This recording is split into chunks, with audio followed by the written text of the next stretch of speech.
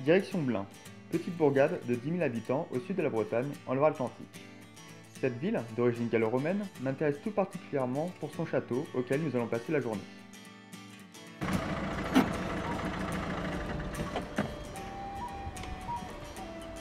Eh bien me voilà arrivé après 20 minutes de route. On va au château de Blain qui se trouve de l'autre côté. Suivez-moi, je vous emmène. La vidéo sera découpée en deux parties. Une première partie où nous parlerons de l'aspect historique du château, de son histoire, et nous verrons le monument classé historique. Pour la seconde partie, nous irons visiter l'intérieur du domaine privé et nous rencontrerons la propriétaire.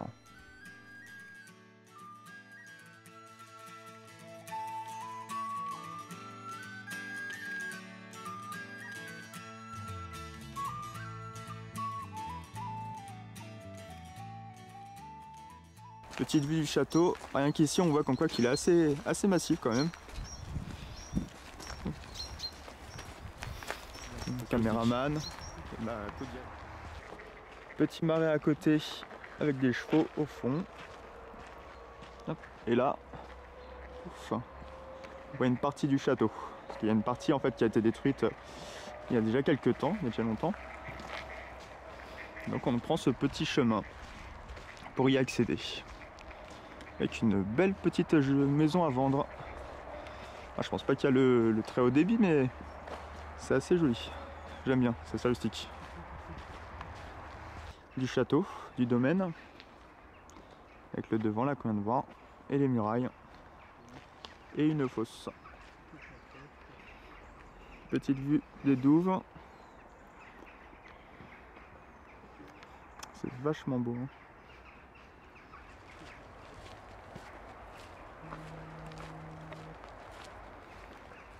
Là-bas il y a le pont-levis, on va s'en rapprocher. On va y aller tout de suite, qui a été refait. Donc quelques gardes en acier. On va avancer voir à quoi ça ressemble, un peu plus près. Donc juste après on va pouvoir rentrer dans le domaine et pouvoir voir certaines choses. Là, il y a une sorte de blason, on va zoomer un peu. Donc.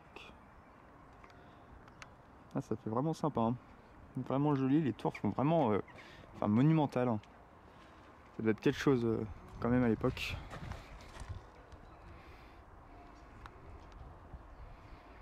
Quand même en assez bon état, hein. Même si on voit qu'il manque quelques parties, mais bon, là c'est un petit peu en moins bon état de l'autre côté, mais ça fait un charme tout de même. Donc, on voit une partie du domaine.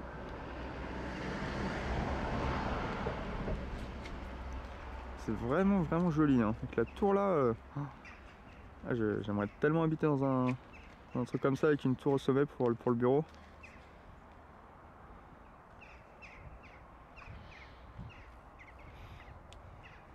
C'est assez joli. Donc il semblerait que le château, la façade a été refaite au 15e et ensuite 18e et 20e siècle. Donc il y a une partie très inspirée Renaissance et une autre qui fait un petit peu médiéval, hein, tout de même. Un petit peu remanié, mais c'est assez joli.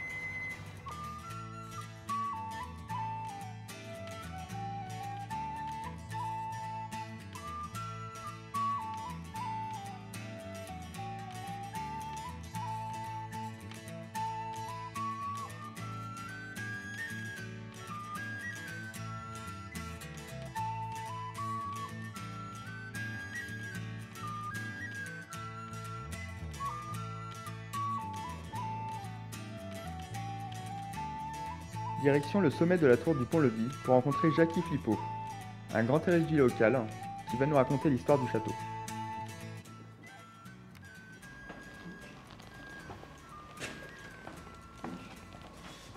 Bonjour Jacques. Bonjour, Vous allez bien? ça va bien aussi, heureux de vous accueillir. Merci, moi je suis très heureux de faire ça avec vous. Qui êtes-vous en fait dans la commune de Blain Et voilà, Jacques Flippo, adjoint à la culture, tourisme et patrimoine. Mon troisième mandat, j'avais été une première fois en 95. D'accord. Et en fait, j'ai été aussi dans les années 90 le fondateur de l'association Château et Sarvinois, qui a pris en charge la valorisation et la promotion du château en lien avec la mairie. Est-ce que vous pouvez nous parler un petit peu de l'histoire du château, de quand il date, les personnes qui y auraient vécu un petit peu, qui moyennement un petit peu... Oui, avec plaisir, bien sûr. Hein, on est là pour ça dans cette salle de la tour du Pont-Levis. Magnifique tour, et quand on regarde les charpentes, une charpente à triple couronne, l'une des rares que l'on connaisse quasiment, que l'on connaisse en Bretagne d'ailleurs, à cette hauteur-là. Le château de Blain, Alain Fergent, duc de Bretagne, souhaite disposer d'un château fort. Donc on construit en pierre à l'époque, mais Blain c'est 2000 ans d'histoire. Juste avant, il y avait déjà eu les Romains, il y a eu, voilà. Et donc il y a une sorte de logique. Et pourquoi? C'est parce que aussi ça se construit à Blain, au carrefour des deux grandes voies gallo-romaines dans l'ouest. Celle qui monte du Poitou vers la Manche, et celle qui arrive de Bourgogne qui va vers l'Atlantique. Se croisent à Blain. Okay. Donc c'est une route de cheminement pour les marchandises, pour les hommes. Totalement importante. Hein. On passe la rivière Isaac, qui est une rivière importante à ce moment-là, à cette époque-là. Depuis, c'est devenu le canal de Nantes à Brest, ici. Et donc, Blain est un carrefour dont on parle depuis, disais-je, 2000 ans au bas mot. Et donc, le duc de Bretagne, Alain Fergent, on est en 1104-1108, décide la construction d'une forteresse. C'est un seigneur local, Guégon, qui est chargé de cela.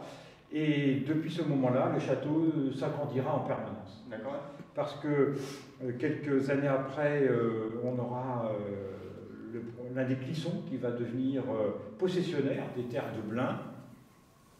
Donc la famille de Clisson qui s'installe, et il y en a plusieurs jusqu'au connétable, Olivier V de Clisson, qui continue à agrandir la forteresse, et la tour où nous sommes date de cette période, un milieu XIVe siècle. Les tours telles que nous les voyons, et quelques pans de murailles encore aujourd'hui, avant les travaux de la Renaissance de Jean II de Rohan, c'est Clisson, il agrandit les tours, et la tour que nous voyons de l'autre côté là-bas, la tour du connétable, qui est restée quasiment dans son Jules, 1370, 1380, c'est voilà.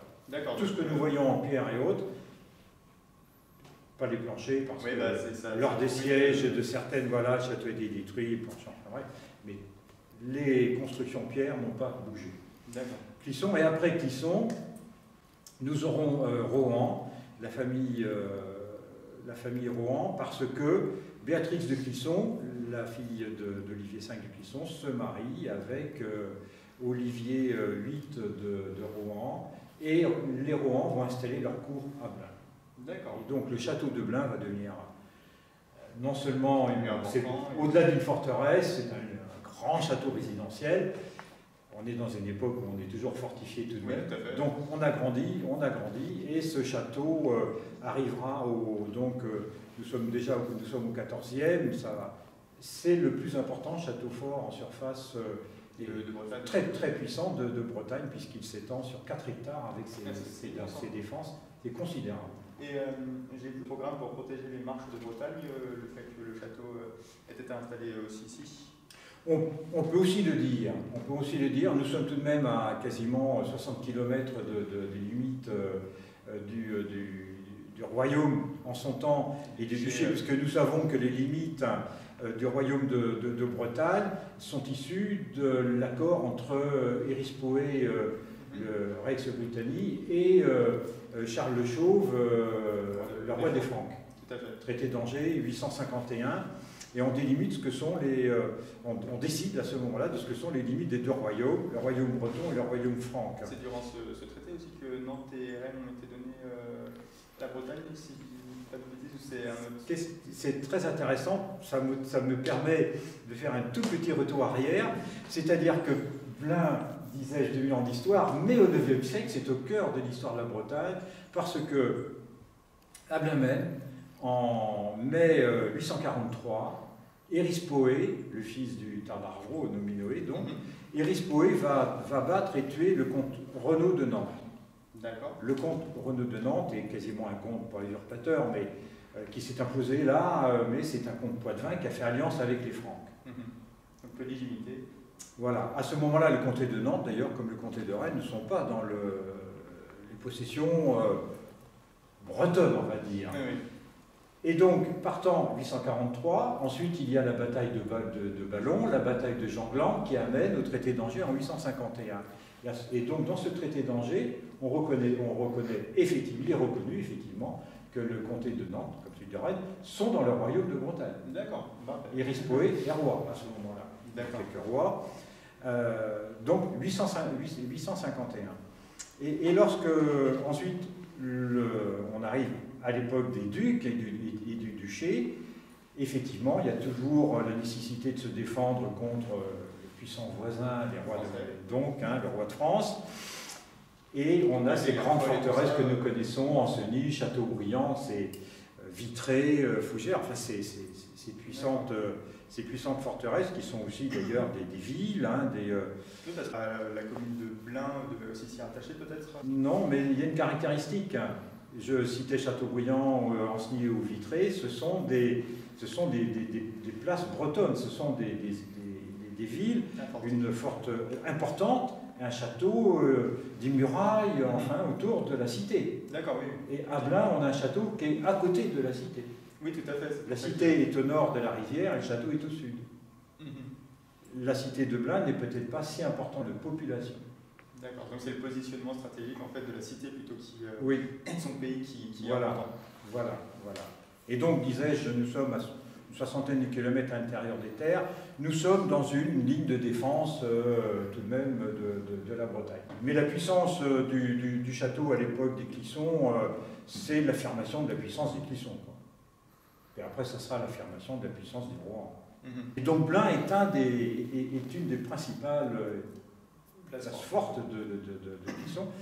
Et donc, en rappelant l'installation des Rohan ici et de leur cours, ça continue. Jean II de Rohan transformera le château pour l'adapter à la défense au canon, voilà, l'artillerie. Donc c'est là que l'on arrive à une autre époque, où l'on voit aujourd'hui... Le style Renaissance en fait un petit peu... Le style Renaissance, vous avez vu la reconstruction du pont-levis, l'installation des grandes grilles comme ça se faisait. Et quand on regarde bien, on a aussi les bouches à feu dans des tours qui sont devenues des vrais boulevards d'artillerie, des murailles la muraille de l'Est qui c'est 7 mètres d'épaisseur. D'accord. On voit bien lorsqu'on est à Blain, ce qui est totalement important de l'époque qui sont 14e et ce qu'a transformé Jean II de Rohan. D'accord. Donc sous le royaume de France, une fois que la Bretagne se rattache à la France, est-ce que le château a sans doute perdu peut-être en intérêt vu que ces parties-là étaient... il n'y avait plus vraiment d'ennemis de ce côté-ci. Donc qu'est-ce qui lui est devenu durant la Renaissance et l'époque contemporaine par la suite? En intérêt militaire, il a effectivement perdu, mais il faut tout de même se rappeler que Rohan est toujours là, la cour des Rohan est toujours à Blain, au point que le chartrier des Rohan est à Blain. D'accord. Le chartrier de Rohan est à Blain. Alors, en revanche, le château va connaître des périodes très difficiles pour lui, si je puis dire, puisque, souvenons-nous que les Rohan, à cette période-là, sont protestants. Ils ont, comme l'on dit, embrassé la religion réformée. De religion et celui qui... Henri II de Rohan, qui va être le Rohan, au fond, parce que le Rohan n'était pas duc à l'époque, avant, mais qui va devenir le premier duc de Rohan, Henri II né à Blain. Et c'est lui qui va devenir, après le généralissime des armées protestantes, mais son père est décédé au premier siège de La Rochelle, par exemple, à défendre La Rochelle. Donc les Rohan protestants. Et Henri II de Rohan va devenir, disais-je, le généralissime des armées protestantes. Il n'est pas là à un moment où le château va faire l'objet du coup d'un siège par le duc Liger-Mercœur. Il y a quelques personnes, une petite troupe à l'intérieur, bizarre histoire d'un petit seigneur local, là, du Boust, qui a été le prétexte à Mercœur pour venir faire le siège du château. Et du coup, le château En grande partie été incendié, explosé, avec des troupes espagnoles. Hein, Oui, avec Mercœur. Et donc, d'ailleurs, Henri II ne reviendra jamais à Blain.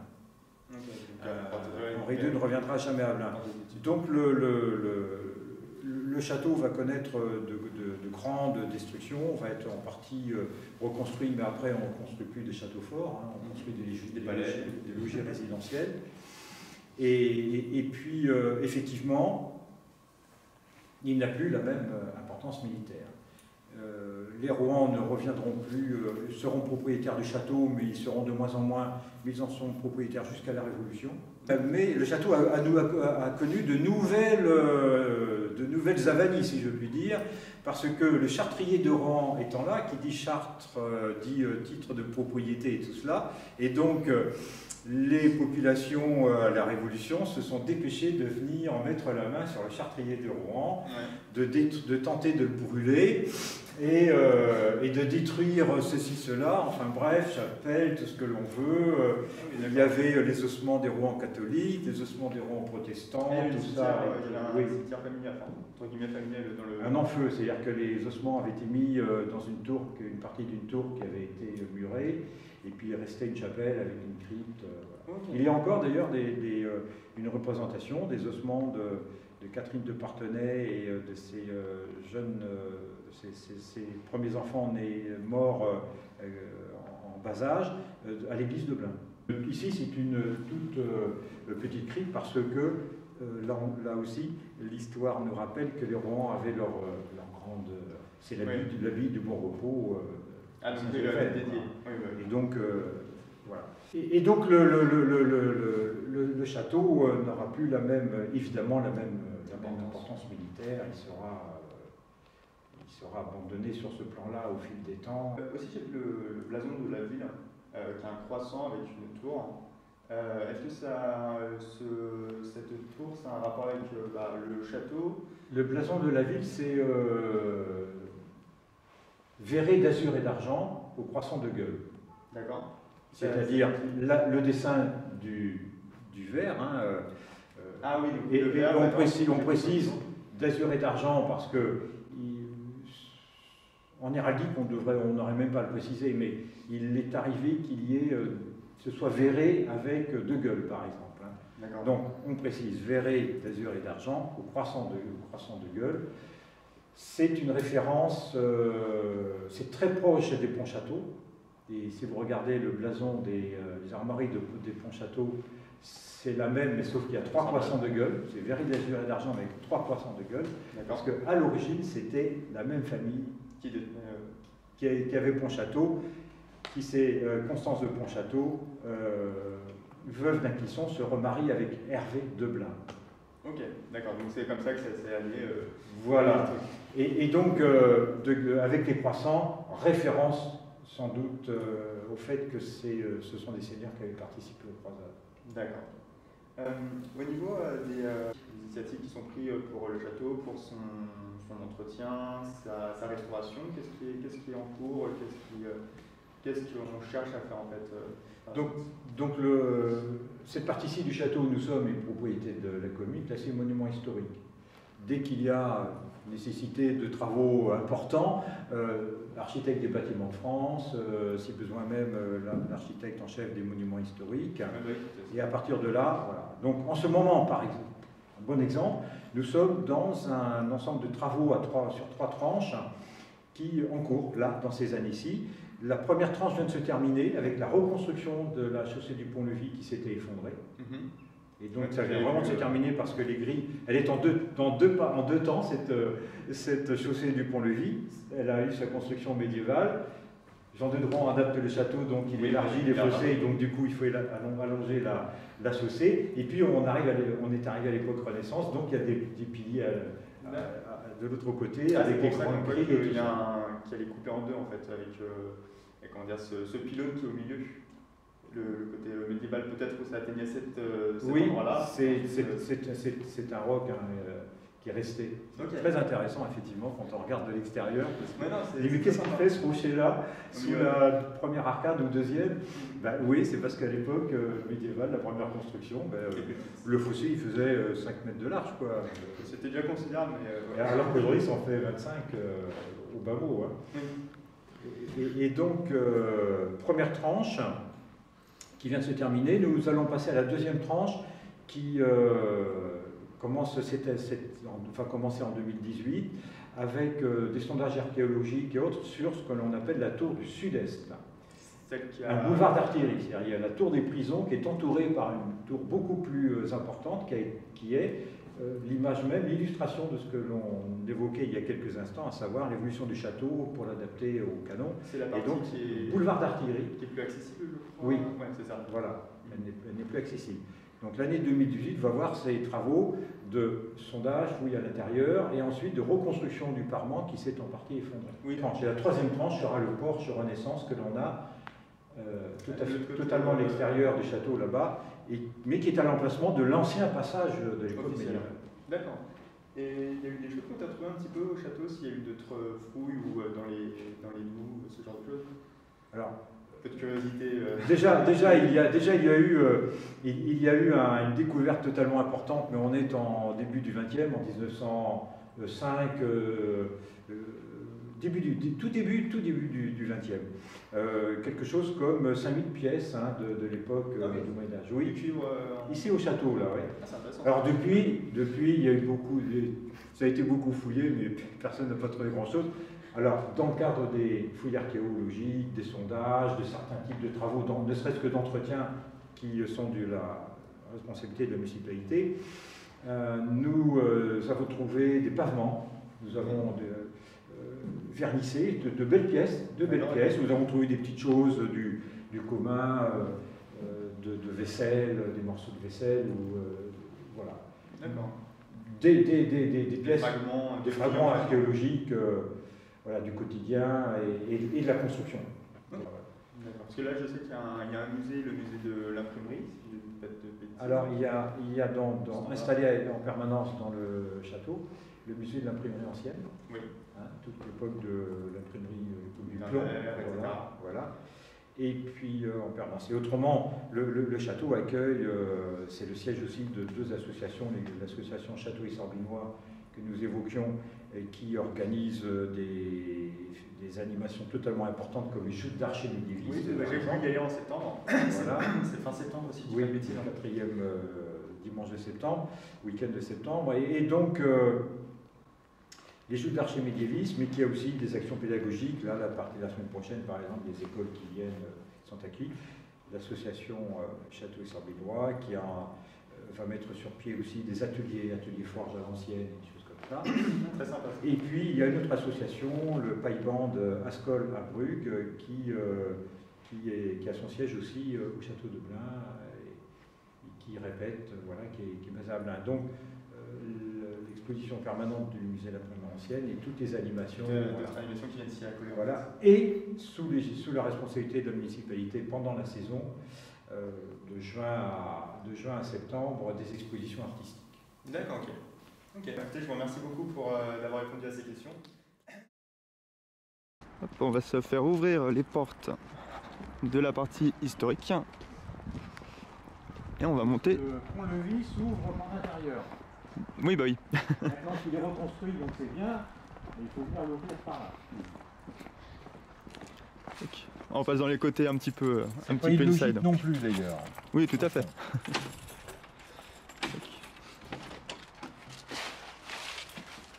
Merci.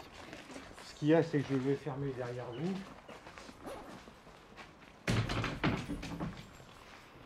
Donc, là, on voit une trace un petit peu d'une muraille.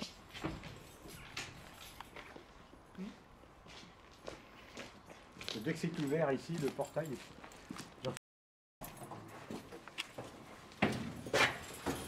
Travaux en ce moment. Petit escalier en combinaison.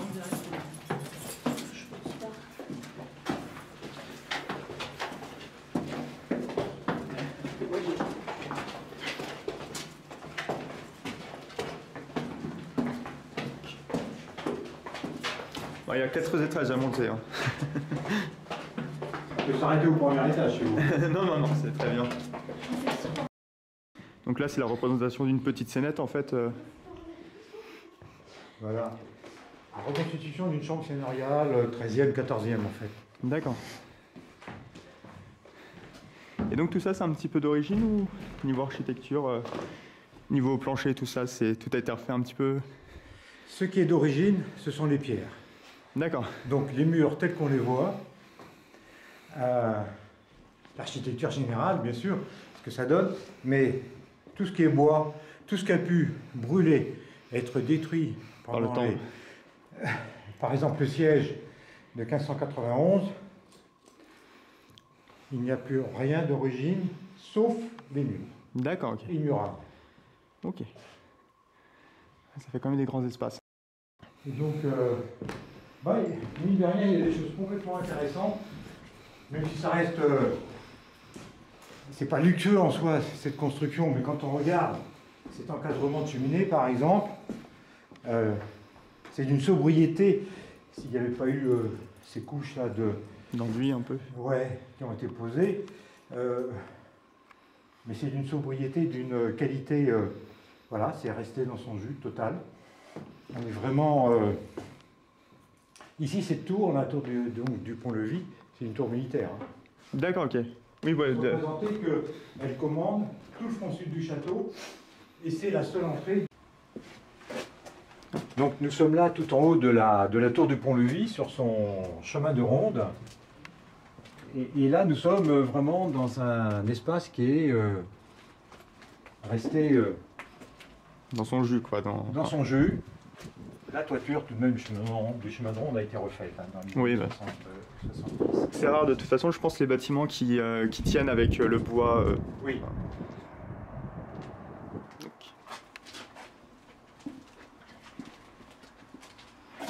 Alors d'ici, on distingue très bien le... Non, on va peut-être juste un petit peu un retour en arrière, si tu veux. Pas de souci. Et on regarde. Là, on distingue ce qui est devenu une tour, hein, une vraie tour d'artillerie. À l'origine, c'était une tour comme celle où nous sommes, et que Jean II de Rohan a étêté. Il a comblé l'intérieur de la tour. D'accord. Il a épaissi les murs. En façade, on a 6 mètres d'épaisseur. Puis à l'intérieur, il y avait des petites salles où il pouvait mettre des canons, et surtout sur la plateforme, on pouvait installer des canons. D'accord, oui, mais en plus, vu sa formation ronde, on pouvait défendre en fait sur tous les axes avec les canons, quoi. Oui. D'accord. Alors là, il n'y a pas d'ouverture dans le grillage, mais j'en ai fait une ici pour... On voit bien la ville aussi, là. Tu vois, là ? J'en ai fait une, là, si ça permet éventuellement de faire quelque chose sans être gêné par le grillage. Donc alors, ce que je vais zoomer, donc ça c'est... La tour du connétable et le logis du roi. D'accord. Hop. Là-bas c'est Sénorial normalement. Le logis Sénorial, oui, oui. Pas de bêtises. Oui. Avec l'église qui date de... Ah non, l'église, c'est récent. Reconstruction 19e. D'accord, ok. L'église... Tout au fond, normalement, c'était le chapelle. La chapelle, oui. Oui. On a la symbolisé avec une croix là, qui a été en granit. Là, oui. D'accord. Et là, je vois, donc ça, en fait, c'était les fortifications, en fait, là, qu'on voit qui sont en ruine en partie. Non, les murailles, on les voit mieux d'ici. Voilà, là, par exemple. Là. Ah oui, ok. Ouais, avec quelques petites entrées. Et qui comportaient des tours, hein, mais les tours ont été là aussi détruites, hein, en grande partie. D'accord. En tout cas, ça faisait une belle vue. C'était le principe, de toute façon, de pouvoir voir un petit peu tout ça.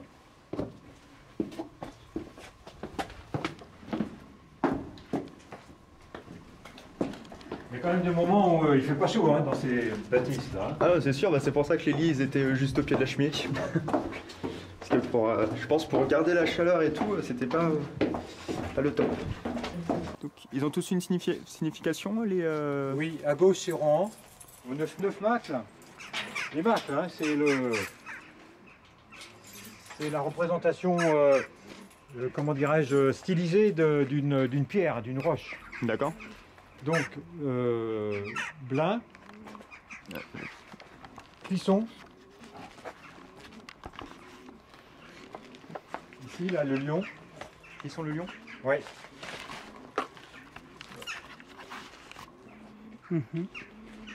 Alors pour la petite histoire, ici c'est celle de l'association Château et Sarbinois, mais c'était parce que c'est devenu mes armoiries et Château et Sarbinois a une autre armoirie aujourd'hui. Et donc ces armoiries-là, c'est taillé d'argent et d'azur, taillé d'argent blanc, Ouais. argent, azur, bleu, à la tour d'or, avec en chef en chef à dextre un corbeau de sable becqué et membré d'or. D'accord. Ah oui.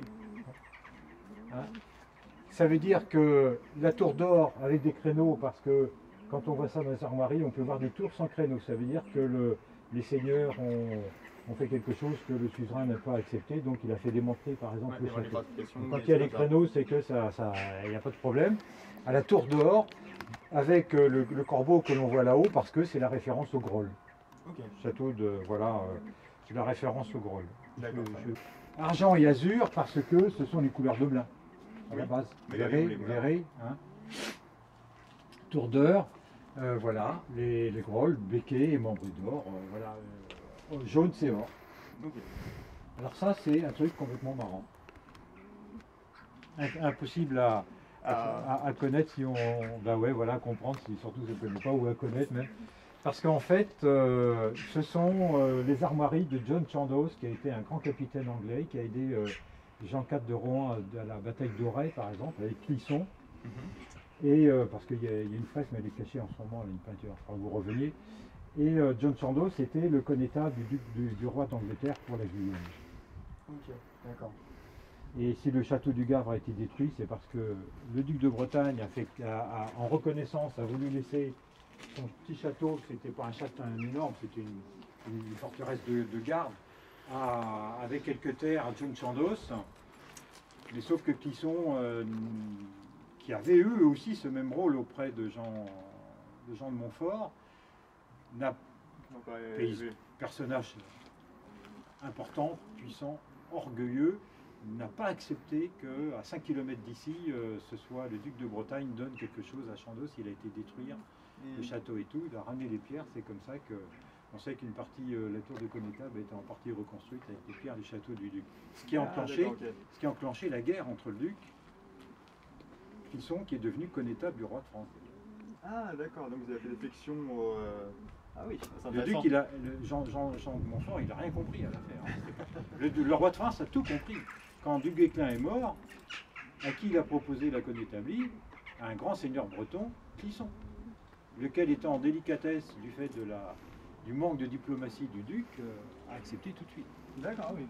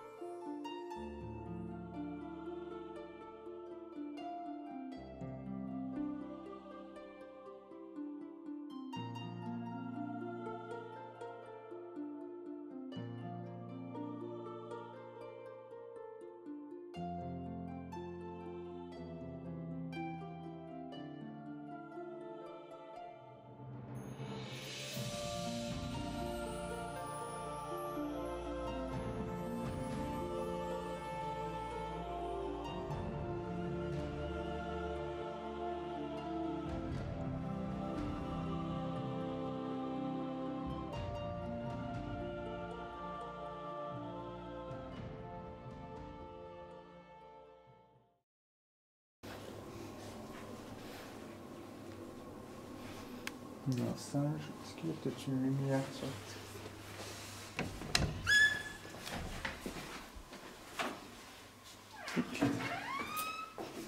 Porte. C'était vachement beau.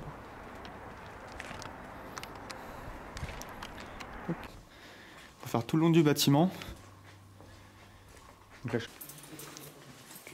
Pousser ça, c'est pas très beau. alors là, je suis tombé sur un petit tag un peu singulier.